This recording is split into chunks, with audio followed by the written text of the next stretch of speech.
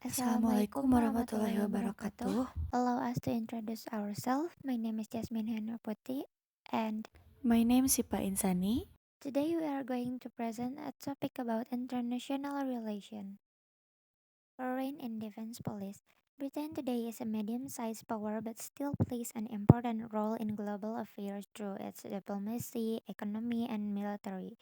Even though it no longer dominates the world like in the past, the United Kingdom continues to influence international issues.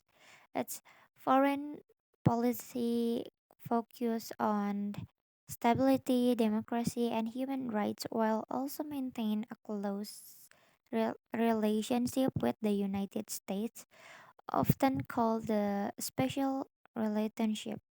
The UK is an active member of major international organizations such as the United Nations, UN, and the North Atlantic Treaty Organization, NATO. This membership allows Britain to contribute to peacekeeping operations, global security, and humanitarian missions. However, Britain still prioritizes its national interests in making decisions. Britain's defense policy depends on both NATO cooperation and its independent armed forces.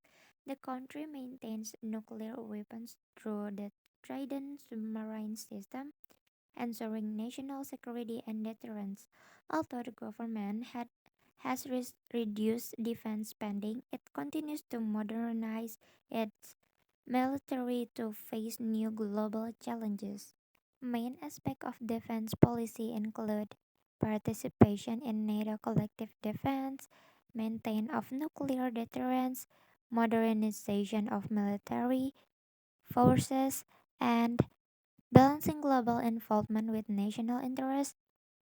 While some criticize Britain's military spending, others see its strong international presence as necessary for peace and protection.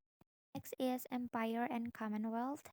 The British Empire was once the largest in history, expanding through exploration, trade, and colonization. From the 16th to the 20th century, by the 19th century, it ruled vast territories across Africa, Asia, the Americas, and the Pacific, controlling nearly one quarter of the world population. After World War II, most colonies gained independence, leading to the creation of Commonwealth of Nations.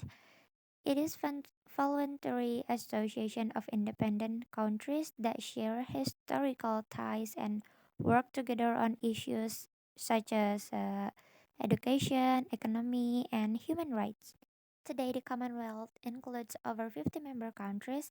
It promotes equality and cooperation rather than control, and its members meet regularly at Commonwealth Heads of Government Meeting (CHOGM) and Commonwealth Games for friendship and cultural exchange.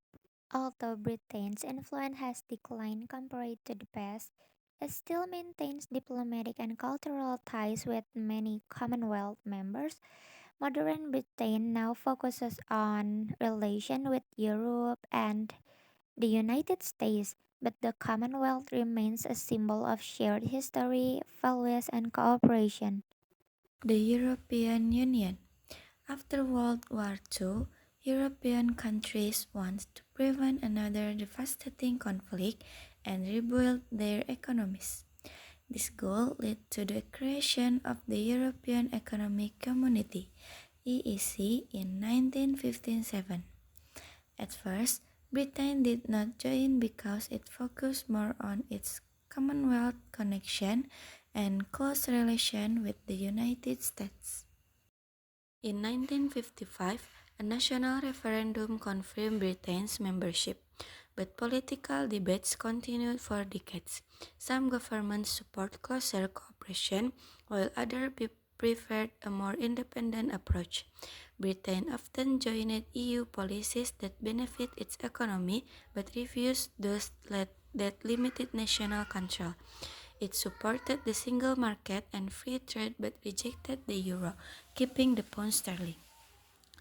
Overall, Britain's attitude toward the EU reflected a mixed cooperation and independence. While many saw economic benefits, others worried about losing British identity and control. This tension shaped the country's politics for years and influenced its later decision to leave the European Union. Irish Republican and Northern Ireland. The relationship between Britain and Ireland has been one of the most complex in British history, rooted in centuries of English rule and religious division. Most Irish people were Catholic while the ruling power from England was Protestant. These differences led to years of conflict and resistance. In 1921, the Anglo-Irish Treaty divided the island. The southern part became the Irish Free State, later the Republic of Ireland, while Northern Ireland stayed with the United Kingdom due to its Protestant majority. In Northern Ireland, conflict between Catholic nationalists and Protestant unionists continued for decades. The period of violence from the late 1960s to 1990s is known as the Troubles. Thousands of people were killed or injured in bombings and clashes. The British government introduced direct rule in 1972 to stop the violence. Several peace efforts followed, but the major breakthrough came with the Good Friday Agreement in 1998. This agreement created a shared government in Northern Ireland and recognized the right of people to identify as British, Irish, or both. Since then, peace have mostly been maintained through political tension, sometimes repair, especially after Britain's exit from the EU, which brought new border issues.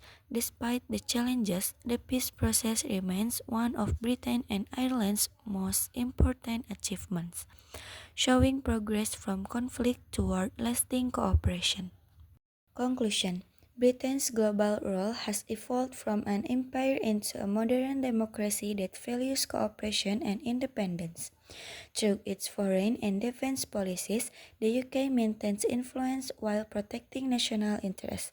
The Commonwealth reflects its historical ties, while its experience with the European Union shows its struggle between unity and sovereignty.